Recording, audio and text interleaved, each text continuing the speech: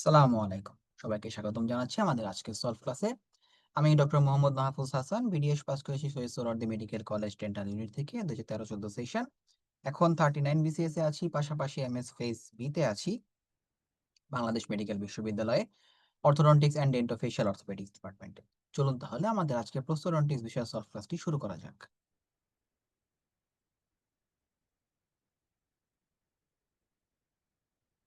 এমএসএমডি পরীক্ষায় প্রশ্ন অভিন্ন হয়, অর্থাৎ আপনি বেসিক সাবজেক্টে পরীক্ষা দেন আর আপনি ক্লিনিক্যাল সাবজেক্টে পরীক্ষা দেন, প্রশ্ন সেম। এবং 200 প্রশ্নের মধ্যে অ্যাট লিস্ট আপনার 90 থেকে 100 মার্কস আসবে আপনার ক্লিনিক্যাল সাবজেক্ট থেকে, এবং সেই ক্লিনিক্যাল সাবজেক্টের একটা বড় অংশ জুড়ে আসে প্রস্থোডন্টিক্স। বিগত বছরের অভিজ্ঞতাগুলো থেকে আমরা দেখেছি যে অর্থোডন্টিক্স এবং প্রস্থোডন্টিক্স এই দুইটা সাবজেক্ট থেকে সবচেয়ে বেশি প্রশ্ন আসে। সো এই দুইটা সাবজেক্টকে অবশ্যই আলাদা গুরুত্ব দিয়ে পড়তে হবে। চলুন তাহলে আমাদের আজকের টপিকগুলো শুরু করা যাক। আমাদের প্রথম প্রশ্ন ছিল ফাংশনাল রিকোয়ারমেন্টস অফ ক্লাস।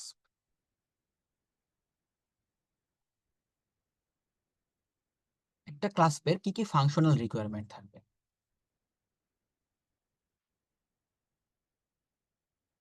প্রথম কথা হচ্ছে ক্লাস অলওয়েজ অ্যাক্টিভ থাকবে না।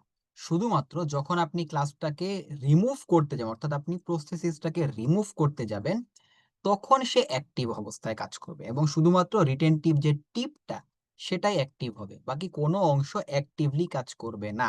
সো একটা ক্লাস সবসময় অ্যাক্টিভ থাকে না, সে সবসময় প্যাসিভ অবস্থায় থাকে। যখন আপনি তাকে খুলতে যাবেন বা এমন কোনো ফোর্স তার উপর কাজ করবে যেটা রিটেনশন লস করতে চায়, তখন সে অ্যাক্টিভ হবে। প্যাসিভিটি, রেসিপ্রোকেশন, রিটেনশন এগুলা ট্রু। ক্লাস টোটালি ফ্লেক্সিবল হয় না। ক্লাসপের ফ্লেক্সিবল অংশ শুধুমাত্র হচ্ছে টিপ অফ দ্য রিটেনটিভ আর্ম। একটা আইডিয়াল ক্লাসপের তো রিটেনটিভ আর্ম আছে, রেসিপ্রোকাল আর্ম আছে, অক্লুসাল রেস্ট আছে, কানেক্টর আছে, এগুলো আছে। তার মধ্যে যে রিটেনটিভ আর্মের রিটেনটিভ যে টিপ, সেটা হচ্ছে অলওয়েজ আপনার ফ্লেক্সিবল থাকবে, বাকি পুরো অংশটা রিজিড থাকবে।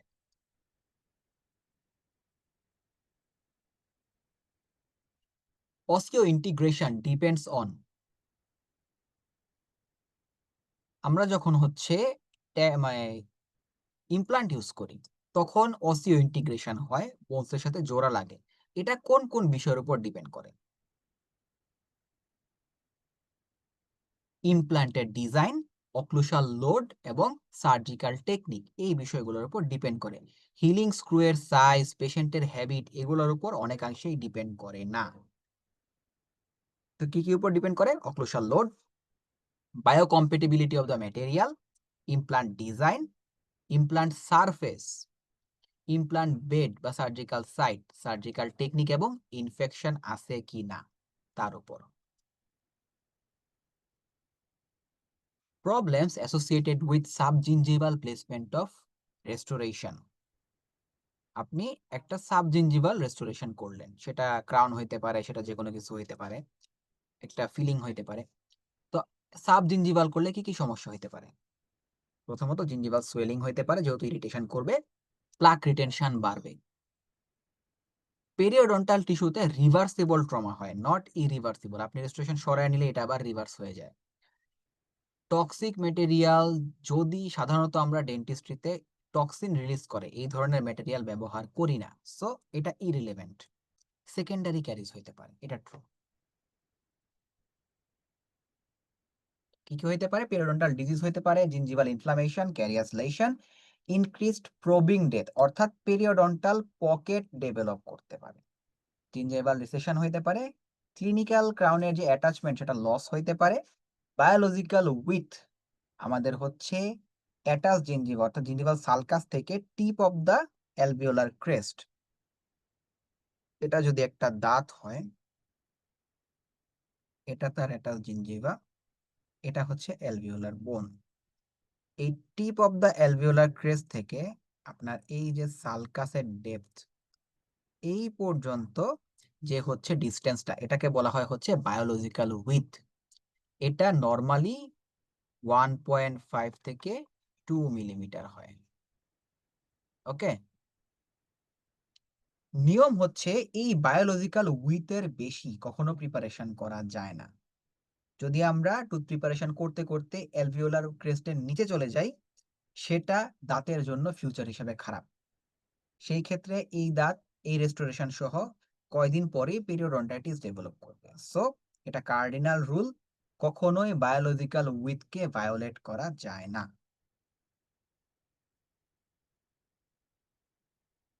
Requirement of custom tray. একটা কাস্টম ট্রে আপনি নিছেন। এটার কি, কি রিকোয়ারমেন্ট থাকতে হবে? যেটা আপনি বুঝবেন যেটা ট্রে হিসাবে ইউজ করতে পারবেন। ডাইমেনশনালি স্টেবল হইতে হবে, রিজিড হইতে হবে এবং মোর দ্যান 2 মিলিমিটার আপনার থিকনেস হইতে হবে। মোট কথা এই প্রপার্টি গুলা ডিপেন্ড করে যে আপনি কোন, কোন ম্যাটেরিয়াল দিয়ে একটা কাস্টম ট্রে তৈরি করতে পারবেন বা ইন্ডিভিজুয়াল ট্রে তৈরি করতে পারবেন। তার কি, কি প্রপার্টি থাকা লাগবে? Factors affecting physiologic rest position. একটা মানুষ ফিজিওলজিক্যালি হচ্ছে রেস্টিং পজিশন, সেই ক্ষেত্রে তার কি, কি ফ্যাক্টর আমরা দেখব? Position of the head and tonicity of the jaw muscle.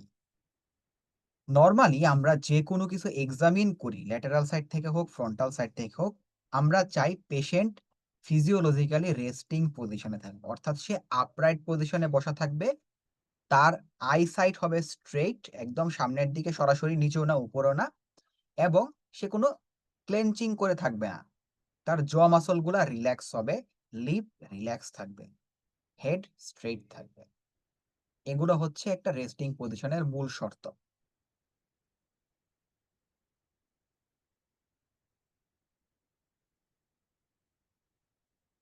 Over contoured crown are most often the result of, আমরা অনেক সময় দেখি না অনেক বাল্কি ক্রাউন হয়ে গেছে, ক্রাউনটা অনেক বড় সাইজে দাঁতের চাইতে। এটা কেন হইতে পারে? এর ফার্স্ট এন্ড ফরমোস্ট কারণ একটা হচ্ছে যদি আপনি টুথ প্রিপারেশনেই কম করেন। অর্থাৎ আপনি দাঁত কম কাটছেন, মায়া করে দাঁত কম কাটতে গেছেন।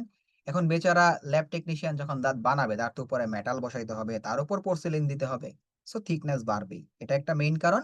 সেকেন্ড কারণ হইতে পারে ল্যাব টেকনিশিয়ানের ফল্টের কারণে। আপনি ঠিক কাটছেন, বেটা পন্ডিতি করে থিকনেস মেইনটেইন করে নাই, বেশি বড় হয়ে গেছে।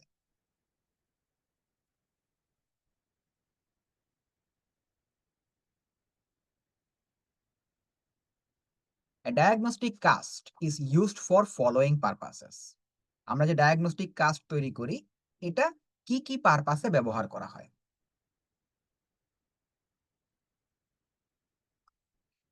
To measure the depth and extent of undercut, এটা true. To determine the path of insertion of the denture. To perform mock surgery for maxillofacial prosthesis. To determine the amount of prosthetic mouth preparation বা pre-prosthetic mouth preparation যেটা। Definitive treatment plan সাধারণত আমরা diagnostic কাস্টে করি না। আমরা যে primary কাজটা আছে সেটা হাতে পাওয়ার পরে তারপর করি। কেননা ডায়াগনস্টিক কাজটা আমরা যদি দেখি আন্ডারকাট বেশি আছে বা হচ্ছে আমার একটা মক সার্জারি, একটা সার্জারি করা লাগবে, এটা প্রি প্রস্থেটিক মাউথ প্রিপারেশন করা লাগবে। সেই ক্ষেত্রে এই সবকিছু করার পরে যখন আমরা একটা প্রাইমারি ইমপ্রেশন নেই, যে প্রাইমারি কাস্ট হয়, যে ওয়ার্কিং কাস্ট হয় আমরা মেইনলি, ওইটাতে আমরা ট্রিটমেন্ট প্ল্যান করি।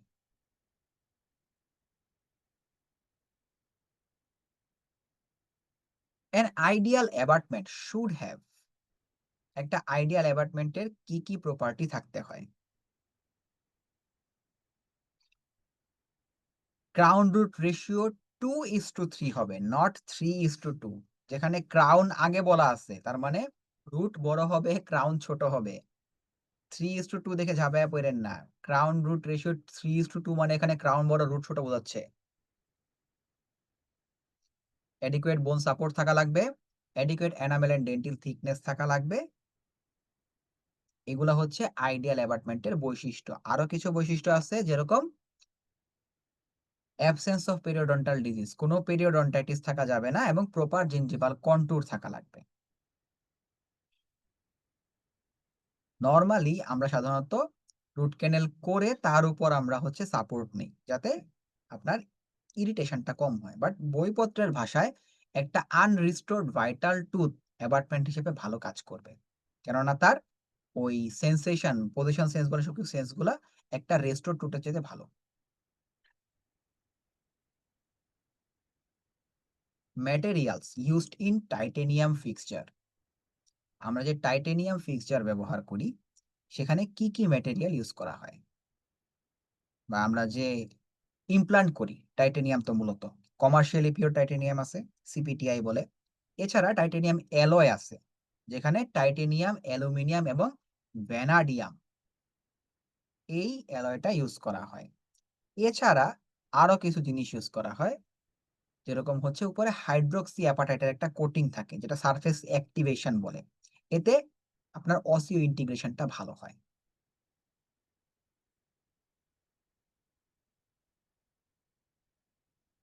The impression material that can record tissue in functional position, অর্থাৎ আপনি হচ্ছে ফাংশন করবেন, মুখে করাবেন, চিক টানবেন, জিহ্বা বের করাবেন, লিপ মুভ করাবেন, এই বিষয়গুলো রেকর্ড করতে পারে কোন কোন impression material?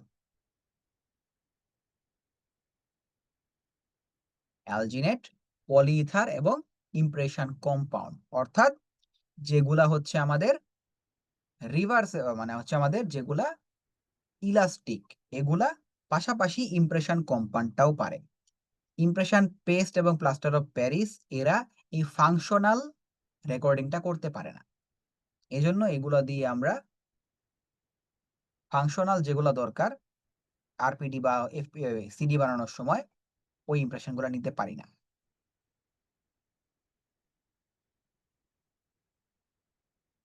Factors affecting balanced occlusion, balanced অক্লুশনের জন্য কোন কোন ফ্যাক্টর কাজ করে? Condylar guidance, incisal guidance, occlusal plane এবং কাসপাল কনফিগারেশন। ক্যানাইন গাইডেন্সটা সাধারণত ব্যালেন্সড অক্লুশনে গাইড করে না।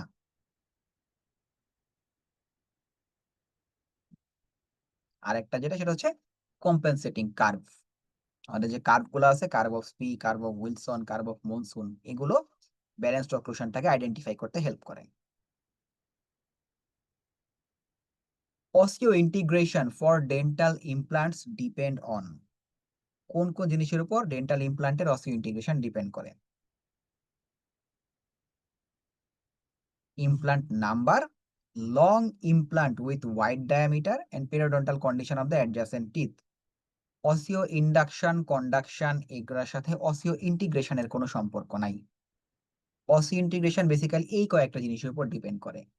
কি ম্যাটেরিয়াল ইউজ করতেছি আমরা, ইমপ্লান্টের ডিজাইনটা কিরকম, বায়োমেকানিক্যাল ফ্যাক্টর কি কি আছে অর্থাৎ লোড কিরকম, সারফেস ক্যারেক্টারিস্টিক অর্থাৎ ইমপ্লান্টের সারফেসে আপনি কোনো সারফেস অ্যাক্টিভেটিং কোনো কিছু দিচ্ছেন কিনা সেটা, হেলথ অ্যান্ড বোন কোয়ালিটি, পেশেন্টের হেলথ এবং বোনসের হেলথ কিরকম, আর হচ্ছে আমরা কি ধরনের সার্জিক্যাল টেকনিক ব্যবহার করতেছি। What points should you consider during trying of full veneer crown in supragingival finish line?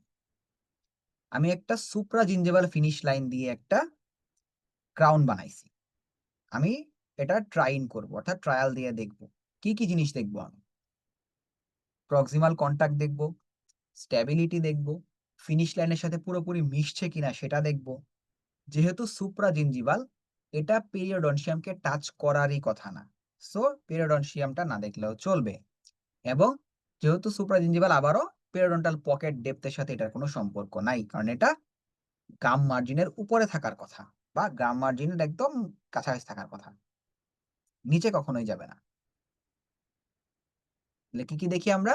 Sitting the crown and checking fit or stability, proximal contact, marginal integrity or flushing with finish line, occlusion, contour and aesthetics, finishing and polishing. Properties of porcelain tooth, একটা porcelain টুথের কি কি property থাকতে পারে? এরা denture বেদের সাথে mechanically bonding হয়, not chemical bonding. Chemical bonding হয় অ্যাক্রাইলিক টিথ। এদের অ্যাব্রেশন রেজিস্ট্যান্স হাই, অর্থাৎ এরা সহজে ক্ষয় হয় না, বরং সিরামিকের অ্যাব্রেশন রেজিস্ট্যান্স এনামেলের চাইতেও বেশি। এর ফলে দেখা যায় ন্যাচারাল টুথের এগেইনস্টে যখন আমরা সিরামিক দাঁত দেই, ন্যাচারাল টুথ অ্যাব্রেশন হয়। ক্লিকিং সাউন্ড, সিরামিকের ক্লিকিং সাউন্ড আছে, ক্লিক ক্লিক একটা সাউন্ড হয়। সিরামিক ব্রিটল, এটা খুব দ্রুত চিপিং হয় বা ভেঙে যায়, এবং not easily stained, easily staining দেওয়া যায় না। সো পাশের দাঁতে একটা স্টেইন আছে, আপনি মিলায়া করতে যাবেন, এটা সিরামিকে করাটা পসিবল হয় না। অ্যাক্রিলিকে করাটা ইজি। স্টেইন নেওয়া যায়। বাট তারপরেও কিছুটা নেওয়া যায়, কিছু ডার্কার শেড করা যায়। Regarding centric relation of condyle in TMJ. Centric রিলেশনের ক্ষেত্রে কোনটা কোনটা true? Stays in intermediate portion of the articular disc, position achieved when subject in his last phase of swallowing, and canine guided occlusion subject get true centric relation position. আমাদের বেশ কিছু guided occlusion আছে, canine guided, ইনসাইজর guided, এই ধরনের guided আছে, বা হচ্ছে আপনার গ্রুপ ফাংশনাল, এই ধরনের কিছু অক্লুশনের কিছু হচ্ছে আমাদের ক্লাস আছে। Most posterior and superior position থাকে হচ্ছে সেন্ট্রিক অক্লুশনে, নট সেন্ট্রিক রিলেশনে।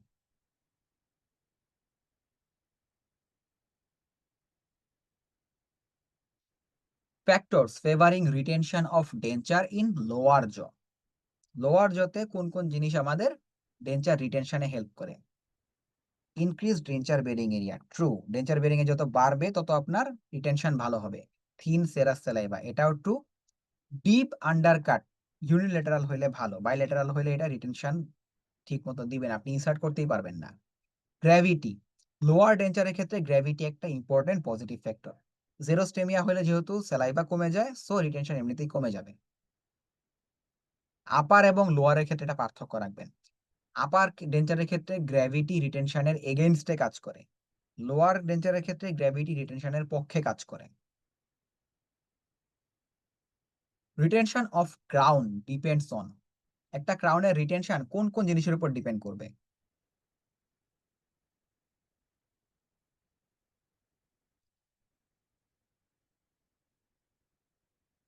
অ্যামাউন্ট অফ টুথ রিডাকশন, আপনি কতটুকু দাঁত কাটছেন, যদি বেশি কেটে ফেলেন তাহলে রিটেনশন কমে যাবে। ফিনিশ লাইন কনফিগারেশনের উপর রিটেনশন ডিপেন্ড করে না, ফিনিশ লাইনের উপর আপনার অ্যাস্থেটিক এবং ওয়েল ফিটিং কিনা সেটা ডিপেন্ড করে। জিওমেট্রি অফ টুথ প্রিপারেশন, অর্থাৎ ওভারঅল টুথ প্রিপারেশনটা আপনি কিভাবে করছেন, কোথায় কি দিছেন তার উপর ডিপেন্ড করবে। ম্যাগনিটিউড অফ ডিসলজিং ফোর্স, আপনি কি খাইতে গিয়া ভাঙছেন, গরুর হাড্ডি চাবাইতে গিয়া না মুরগির হাড্ডি চাবাইতে গিয়া, তার উপর ডিপেন্ড করে, অর্থাৎ কি ধরনের ফোর্স দেওয়া হয়েছে সেটার উপর ডিপেন্ড করবে। ইনক্লাইনেশনের সাথে রিটেনশন লসের কোনো সম্পর্ক নাই। দাঁত ইনক্লাইন্ড হলে আমরা সেভাবে অ্যাকর্ডিংলি প্রিপেয়ার করি। সাপোজ একটা দাঁত বাক্কালি অনেক বেশি ইনক্লাইন্ড, অর্থাৎ গালের দিকে বের হয়ে আসে, সেই ক্ষেত্রে আমরা লিঙ্গুয়াল রিডাকশন কম করব, বাক্কাল রিডাকশন বেশি করব, যাতে দাঁতটা আর্চের লাইনে চলে আসে। বা কোনো দাঁত লিঙ্গুয়ালি বেশি ইনক্লাইন্ড, সেক্ষেত্রে আমরা লিঙ্গুয়াল রিডাকশন বেশি করব, বাক্কাল কম করবো, যাতে দাঁতটা যাতে সোজা হয়ে যায়। এটা অবস্থা বুঝে। Morphological changes of edentulous state includes, একটা মানুষের অনেক দিন ধরে দাঁত নাই, তার কি কি চেঞ্জ হবে চোয়ালে? তার প্রোগনেথিক অ্যাপিয়ারেন্স হবে, ম্যাক্সিলা ছোট হবে, ম্যান্ডিবল বড় হবে, অর্থাৎ ম্যাক্সিলা সাধারণত বাইরের দিকের বোনস গুলা, এই প্যালেটের মানে এই প্লেট গুলা ক্ষয় বেশি, রিজর্পশন বেশি হয়। ম্যান্ডিবলে লিঙ্গুয়াল প্লেটটা রিজর্পশন বেশি হয়, ফলে ম্যান্ডিবল সামনে চলে আসে, ম্যাক্সিলা পিছনে চলে যায়, প্রোগনেথিক একটা অ্যাপিয়ারেন্স তৈরি হয়। মনে হয় পেশেন্টের হচ্ছে মিডল অংশটা ডেবে গেছে ভিতরে, পেশেন্টের হচ্ছে লিপ পাকারিং হয়ে যায়, এরকম হয়ে যায়, মানে লিপটা একটা ফোল্ডিং হয়ে গেছে। ল্যাবিও মেন্টাল অ্যাঙ্গেল, লিপের সাথে এই মেন্টনের যে হচ্ছে আমাদের একটা অ্যাঙ্গেল আছে, এই লিপ অ্যাঙ্গেলটা হচ্ছে কমে যায়, এরকম হয়ে যায়। নর্মালি তো এরকম থাকে, তো এরকম হয়ে যায়। ডিপেন্ডিং অফ নেজোলেভিয়াল গ্রুপ, এটা ট্রু, কারণ আপনার এই টোটাল ম্যাক্সিলাটাই তো পিছনের দিকে চলে যাচ্ছে, কারণ হচ্ছে আপনার রিজর্পশন হচ্ছে, এজন্য এই যে গ্রুপটা এটাও একটু ডিপেন্ডিং হয়। আর ম্যাক্সিলারি না ম্যান্ডিবুলার এনলার্জমেন্ট হয়, ম্যাক্সিলারি হচ্ছে রিজর্পশন হয়, যেটা বললাম। এরকম পাকারিং হয়, ম্যাক্সিলা মনে হয় পিছনে চলে গেছে, ম্যান্ডিবল সামনে চলে আসছে। এই যে ডিপ্রেশনটা, এই যে আপনার ল্যাবিওমেন্টাল যে ডিপ্রেশনটা, এটা নর্মালি এরকম হওয়ার কথা ছিল, এটা এরকম হয়ে গেছে।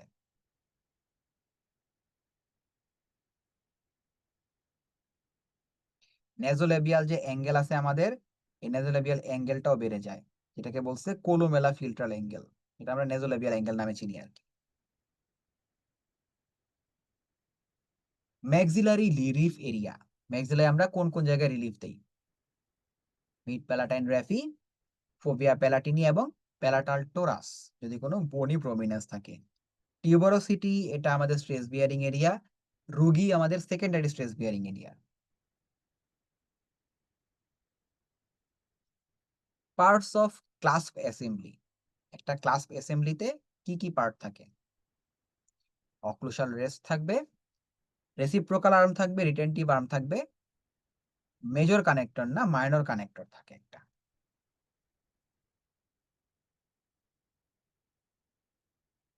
Causes of burning mouth syndrome in CD user, একটা কমপ্লিট ডেঞ্চারের পেশেন্ট এসে বলল তার মুখ জ্বালা পোড়া করে, কি কি হইতে পারে?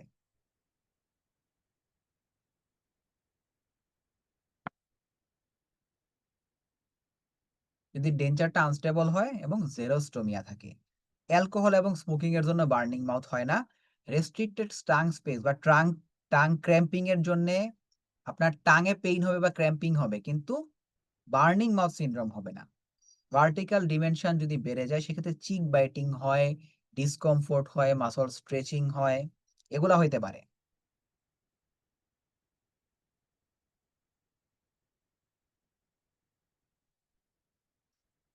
এগুলো হচ্ছে কিছু আমাদের বার্নিং মাউথ সিনড্রোমের aetiology, local factor, systemic factor এবং সাইকোলজিক্যাল ফ্যাক্টর, এগুলো দেখে রাখবেন। The following are the treatment options for complete edentulous patient. একটা ইডেন্টুলাস পেশেন্ট আপনার কাছে আসছে, তার আপনি কিভাবে রেস্টোরেশন করে দিতে পারবেন অক্লুশনটাকে? একটা হচ্ছে অল অন 4 বলে। মোলার রিজিয়নে ২ টা এবং ক্যানান রিজিয়নে ২ টা, ৪ টা ইমপ্ল্যান্টের উপর আপনি পুরা একটা ইমপ্ল্যান্ট সাপোর্টেড সিডি বানায় দিতে পারবেন। ফ্লেক্সিবল ডেঞ্চার সিডির জন্য ভালো কাজ করে না, আরপিডি ভালো কাজ করে। ইমপ্ল্যান্ট সাপোর্টেড ওভার ডেঞ্চার এটা করতে পারবেন। টিস্যু সাপোর্টেড কমপ্লিট ডেঞ্চার করতে পারেন। যেহেতু দাঁত নাই so tooth supported complete denture করা যাবে না। আর টুথ থাকলে সেটা কমপ্লিট ডেঞ্চার হয় না।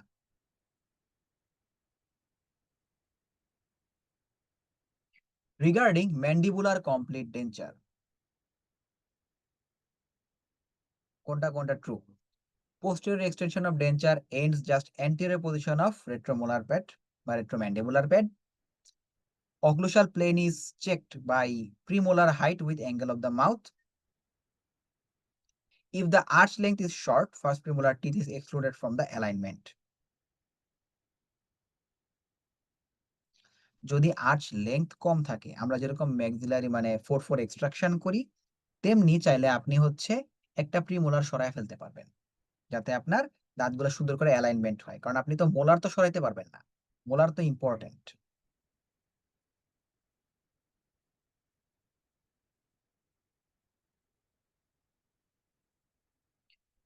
পার্টস অফ এ এফপিডি, একটা এফপিডি কি কি পার্ট আছে? কানেক্টর, পন্টিক এবং রিটেইনার। মনে রাখবেন অ্যাবাটমেন্ট এফপিডির পার্ট না।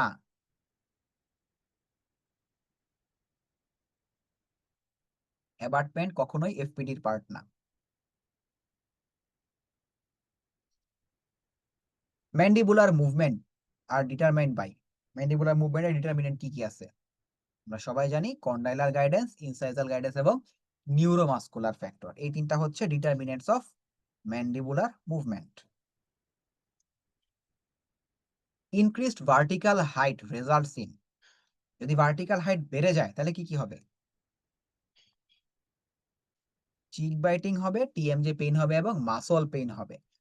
অ্যাঙ্গুলার চিলাইটিস আর প্যারেস্থেসিয়া অফ চিন, অ্যাঙ্গুলার চিলাইটিস হবে যদি ভার্টিক্যাল হাইট কমে যায়। প্যারেস্থেসিয়া অফ চিন এগুলা হয় যদি হচ্ছে আপনার মেন্টাল ফোরামেন কম্প্রেশন হয়।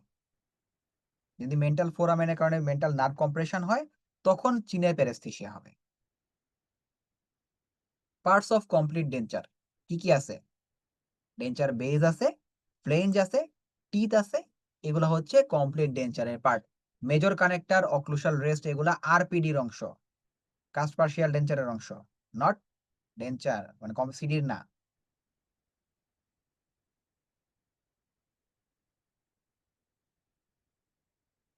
এর 4টা পার্ট আছে, বেজ, ফ্লেঞ্জ, বর্ডার এবং টিথ। পেরি ইমপ্ল্যান্টাইটিস, একটা ইমপ্ল্যান্ট করছেন তার আশপাশে ইনফ্লামেশন হয়েছে, কি কারণে হইতে পারে? Causes loosening of the abutment, true. সবসময় ইরিভার্সিবল তা না, কজ যেটা আছে যদি আপনি রিমুভ করতে পারেন তাহলে রিভার্সিবল হতে পারে। লিডস টু বোন লস, এটা ট্রু, যদি ইনফ্লামেশন পারসিস্ট করে বোন লস হবে।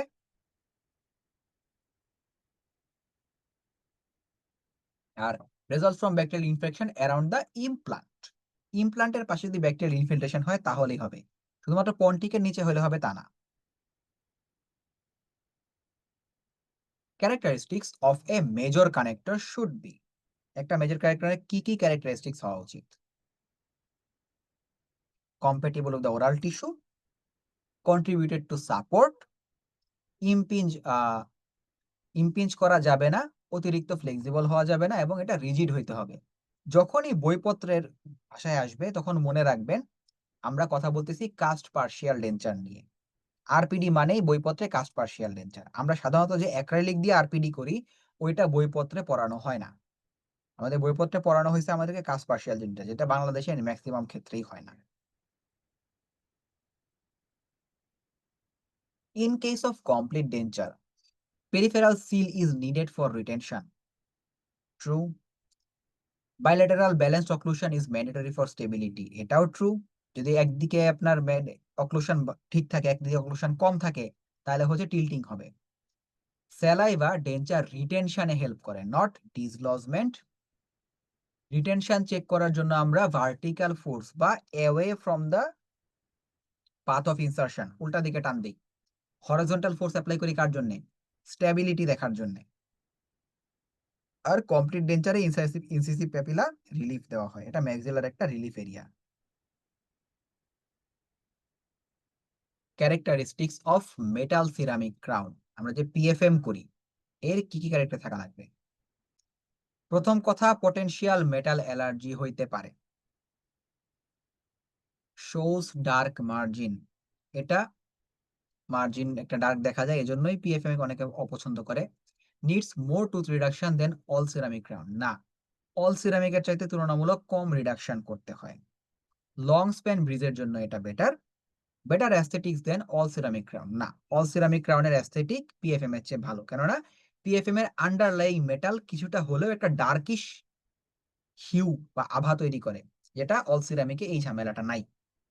আর যেহেতু পিএফএম এর যে ভিতরে মেটালটা এটা কোবাল্ট ক্রোমিয়াম অ্যালয় বা হচ্ছে এসএস এর সাথে কোবাল্ট ক্রোমিয়াম মিশানো থাকে, সেই ক্ষেত্রে দেখা যায় হচ্ছে আপনার অনেকের ক্রোমিয়ামে বা কোবাল্ট ক্রোমিয়ামে অ্যালার্জি থাকে, সেই ক্ষেত্রে তাদের হচ্ছে আপনার অ্যালার্জিক রিয়াকশন হইতে পারে।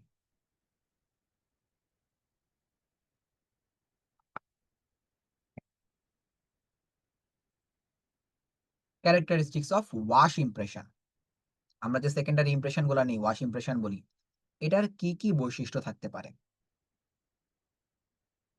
Taken with elastomeric impression material, true, elastomer দিয়ে আমরা নিতে পারি। স্টক ইমপ্রেশন ট্রে না, আমরা ইউজ করি হচ্ছে custom made impression tray, not stock. Stock মানে বাজারে যেগুলো পাওয়া যায় সেগুলো ইউজ করি না, আমরা কাস্টম ট্রে বা ইন্ডিভিজুয়াল ট্রে ব্যবহার করি। Border of tray should be 2 millimetre short of peripheral structure, এটা true. Spacer is used in case of zinc oxide eugenol paste, না, জিঙ্ক অক্সাইড রিজিনাল পেস্ট একদম থিন সেকশনে ইমপ্রেশন নিতে পারে, so zinc oxide eugenol paste ব্যবহার করলে spacer না দিলেও চলবে। স্পেসার দিতে হয় হচ্ছে আমাদের অ্যালজিনেট যদি ব্যবহার করি বা ইলাস্টোমার ব্যবহার করি তাহলে স্পেসার দিতে হয়। Master cast is fabricated using this impression, এটা ট্রু। ওয়াশ ইমপ্রেশন বা সেকেন্ডারি ইমপ্রেশন দিয়ে যে আমরা মডেলটা তৈরি করি বা কাস্ট তৈরি করি সেটাকে আমরা বলি master caste.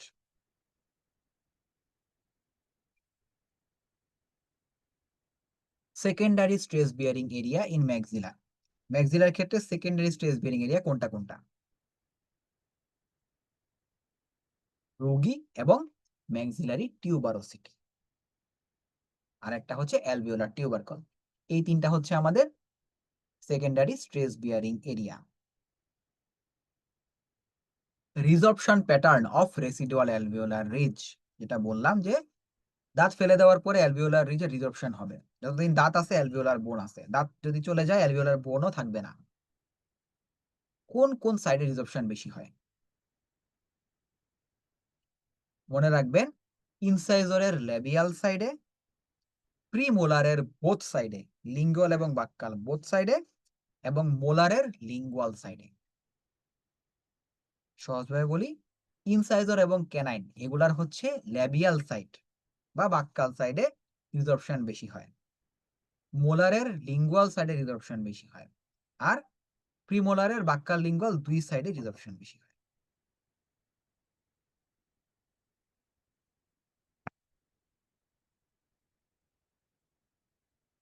Muscles inserted into the retromolar pad.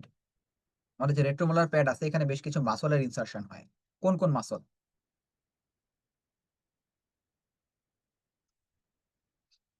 টেম্পোরালিস, superior constrictor of pharynx এবং বাক্সিনেটর। এই তিনটা মাসলের হচ্ছে এখানে এসে ইনসার্শন হচ্ছে। টেম্পোরালিসের একটা অংশ এসে লাগে, পুরোটা এসে লাগে না। একটা হচ্ছে আপনার হেড এসে লাগতেছে এখানে। Major connector used in case of bony exostosis present in the mid palatal raphe. Mid palatal রেফিতে আপনার একটা বনি প্রমিনেন্স আছে। সেই ক্ষেত্রে আপনি কোন কোন ম্যাক্সিলারি মেজর কানেক্টর ইউজ করতে পারবেন?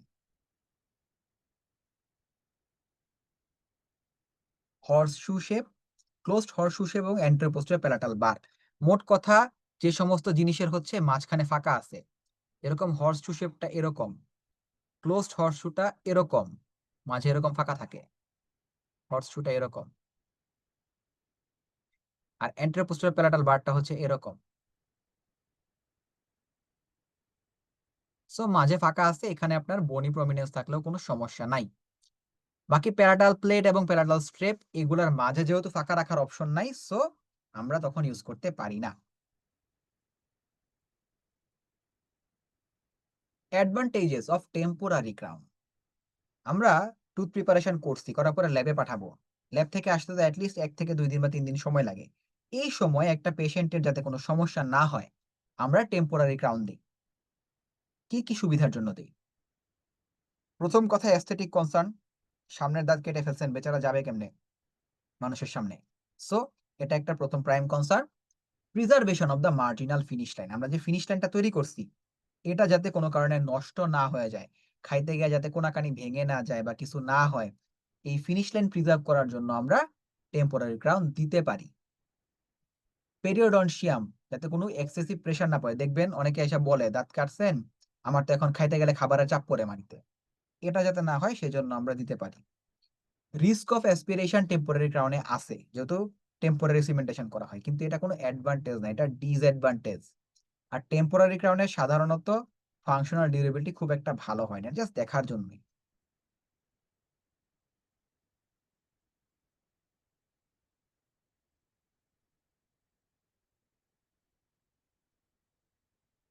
Gingival retraction cord.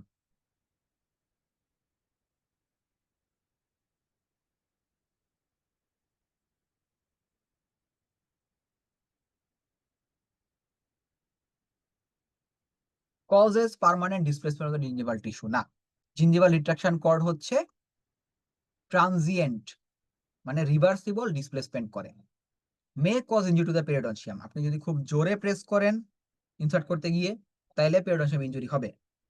সাথে আমরা হেমোস্টেটিক এজেন্ট ব্যবহার করি, যাতে হচ্ছে ব্লিডিংটা কন্ট্রোল হয়। Made of non absorbent material না, অ্যাবজর্বেন্ট ম্যাটেরিয়াল স্পেশালি কটনের বিভিন্ন ফিলামেন্ট ইউজ করা হয়। Insert into the sulcus using cord plugger, এটা ট্রু।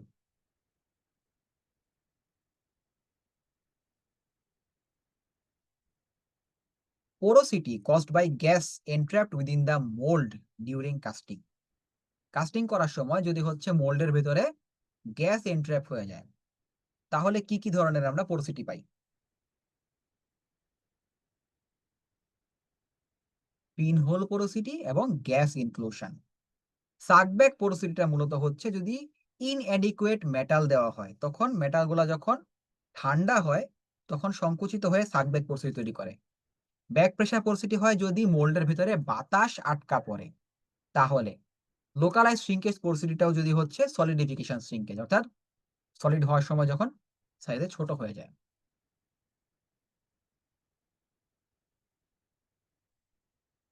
Commonly used antiflux. আমরা যে হচ্ছে সোল্ডারিং এর সময় ফ্লাক্স ব্যবহার করি, সেটা কতটুক ফ্লো হবে, কতটুক যাবে, তার বেশি যাবে না, সেটা আইডেন্টিফাই বা সেটা মার্ক করে দেওয়ার জন্য আমরা অ্যান্টি ফ্লাক্স ব্যবহার করি। কমনলি আমরা কি কি অ্যান্টি ফ্লাক্স ব্যবহার করতে পারি? আমরা গ্রাফাইট ব্যবহার করতে পারি এবং রুশ বা আয়রনের অক্সাইড ব্যবহার করতে পারি। লেড পেন্সিল সাধারণত ব্যবহার করা হয় না, কারণ যে টেম্পারেচারে সোল্ডারিং করা হয় ওই টেম্পারেচার লেড পেন্সিল উইথস্ট্যান্ড করতে পারে না, ইভাপোরেট হয়ে যায়। সো গ্রাফাইট ইউজ করা যায় অথবা রুশ ইউজ করা যায়। বোরাক্স, বোরিক অ্যাসিড এগুলা হচ্ছে সোল্ডারের কম্পোনেন্ট, অর্থাৎ সোল্ডারের মধ্যে এগুলা থাকে, বোরাক, বোরিক অ্যাসিড এবং silica.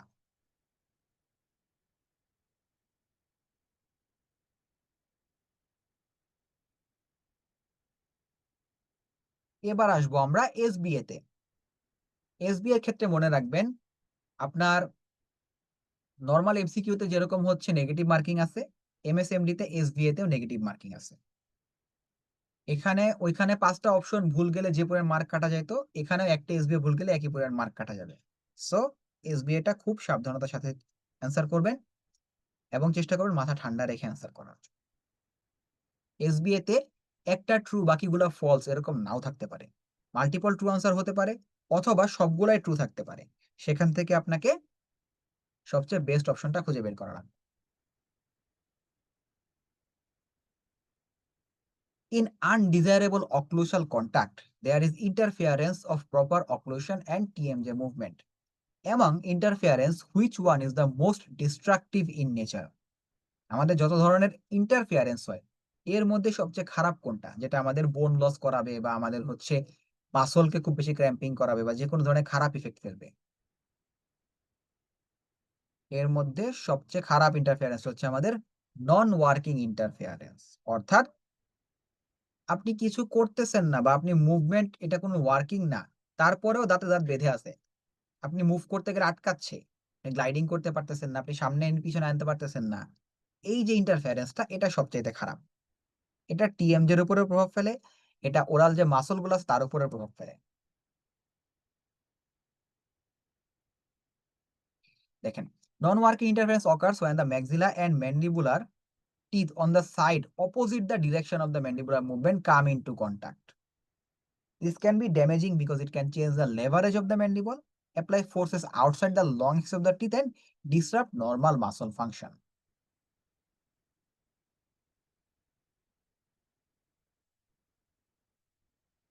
Articulation of diagnostic cast is very important prior any prosthesis fabrication. Otherwise, prosthesis may not serve the adequate requirement. Which articulator will you choose for orthognathic surgery? অর্থোগন্যাথিক সার্জারির জন্য আমরা কোন আর্টিকুলেটরটা choose করব? মনে রাখবেন, আমাদের যে কোনো ধরনের কাজের জন্য ফুললি অ্যাডজাস্টেবল যে আর্টিকুলেটর এটাই অলওয়েজ বেস্ট। আরপিডি বলেন, সিডি বলেন, অক্লুসাল স্প্লিন্ট বলেন, যে কোনো সার্জারি বলেন, ফুললি অ্যাডজাস্টেবল এর উপরে কোনো কিছু নাই। Implant surface modification can be achieved by various ways to enhance osseointegration procedure. Which surface modification procedure will bring the best result? সারফেসে কি চেঞ্জ করলে আপনি ভালো অসিওইন্টিগ্রেশন পাবেন ইমপ্ল্যান্টের? হাইড্রোক্সি অ্যাপাটাইট কোটিং যদি দেওয়া যায় এটাকে হচ্ছে সারফেস অ্যাক্টিভেশন বলে বা সারফেস অ্যাক্টিভ ইমপ্ল্যান্ট বলে। এই সারফেস অ্যাক্টিভ ইমপ্ল্যান্টের অসিওইন্টিগ্রেশন খুব দ্রুত হয়।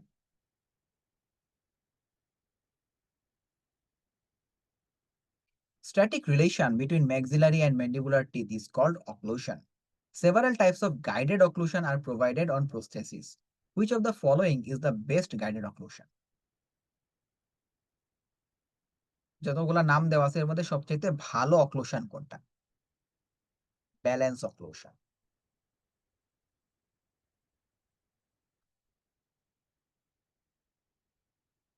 A middle-aged patient came to you with multiple missing teeth in the mandible. On examination, you found that incisor teeth were lingually inclined. Patient desired for removable partial denture. Which type of major connector you should choose? ম্যান্ডিবুলার দাঁতগুলা lingually tipping হয়ে আছে, সেই ক্ষেত্রে আপনার জন্য কোনটা ভালো মেজর কানেক্টর হবে?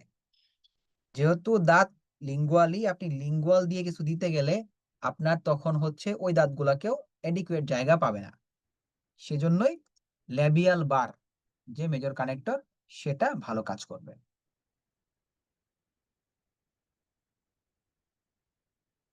Impression material used to make refractory cast from master cast. Refractory cast হচ্ছে ওই কাস্ট যেটাতে আমরা কাস্টিং করি, অর্থাৎ যেটা হাই টেম্পারেচার সহ্য করতে পারে। মাস্টার কাস্ট আমরা যে প্লাস্টার দিয়ে বানাই, রিফ্র্যাক্টরি কাস্ট বানাই হচ্ছে যেটার মধ্যে সিলিকা আছে সেটা দিয়ে। তো মাস্টার কাস্ট ডুপ্লিকেশন করে সেটা থেকে রিফ্র্যাক্টরি কাস্ট বানাইতে আমরা কোন ম্যাটেরিয়াল ব্যবহার করি? মনে রাখবেন যে কোনো কাস্ট ডুপ্লিকেশনে সবচেয়ে বেশি ব্যবহার করা হয় এগার এগার।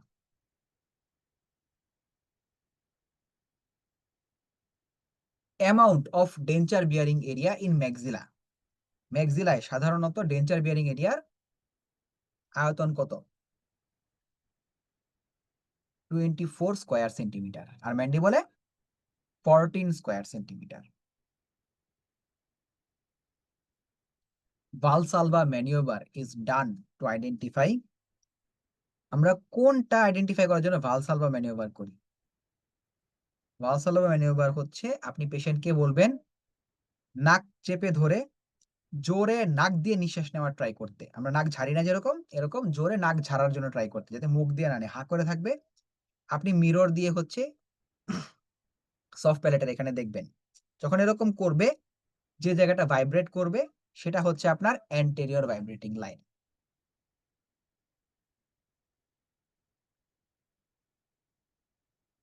The lateral pterygoid muscle pulls the articulator disc of TMJ in which direction? আমরা জানি TMJ এর সামনের দিকে হচ্ছে আমাদের ল্যাটেরাল টেরিগয়েড মাসলটা হচ্ছে ইনসার্টেড থাকে। এটা যদি গ্ল্যানোয়েড ফসা হয়, এটা যদি আর্টিকুলার ডিস্ক হয়,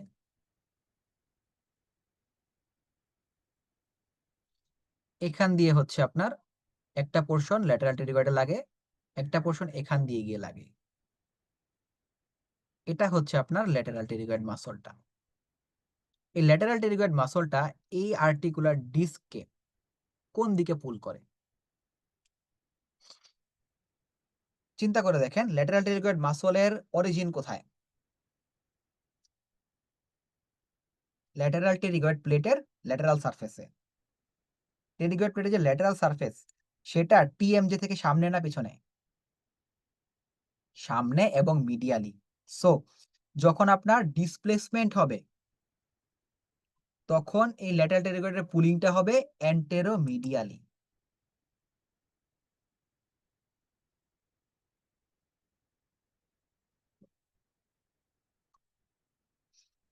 এটার পজিশনটা হবে হচ্ছে অ্যান্টেরোমিডিয়ালি, সামনের দিকে টানবে এবং মিডিয়াল দিকে টানবে।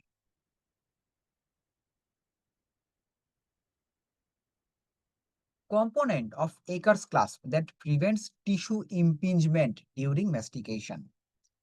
অর্থাৎ ক্লাস্পের কোন জিনিসটা কামড় দেওয়ার সময় এই পুরো ডেঞ্চারটাকে টিস্যুতে গিয়ে আঘাত করতে দেয় না, বা টিস্যু ওয়ার্ড মুভমেন্ট প্রিভেন্ট করে কে? অক্লুসাল রেস্ট। রিটেনটিভ আর্ম হচ্ছে স্ট্যাবিলিটি এবং রেসিপ্রোকেশন করে। রিটেনটিভ টিপটা হচ্ছে শুধু রিটেনশন দেয়। রেসিপ্রোকাল আর্ম রেসিপ্রোকেশন করে এবং স্ট্যাবিলিটি দেয়। অক্লুসাল rest prevents vertical impingement and minor connector হচ্ছে connects all the components with the major connector. সবাইকে অনেক ধন্যবাদ। আপনাদের যে কোনো সমস্যা বা পরামর্শের জন্য আপনারা হোয়াটসঅ্যাপ গ্রুপে লিখবেন, আমরা চেষ্টা করবো অ্যান্সার দিয়ে দেওয়ার জন্য। এছাড়া যদি এডুরেন্ট সেন্টারে আসা হয়, আমাদের মেন্টরস রুম আপনাদের জন্য অলওয়েজ ওয়েলকাম। যে কোনো পরামর্শ বা ক্যারিয়ার বিষয়ক যে কোনো জিজ্ঞাসার জন্য আমরা চেষ্টা করবো আপনাদেরকে সহযোগিতা করার জন্য। সবাই ভালো থাকবেন, সুস্থ থাকবেন। আবারও দেখা হবে ইনশাল্লাহ। সালাম আলাইকুম।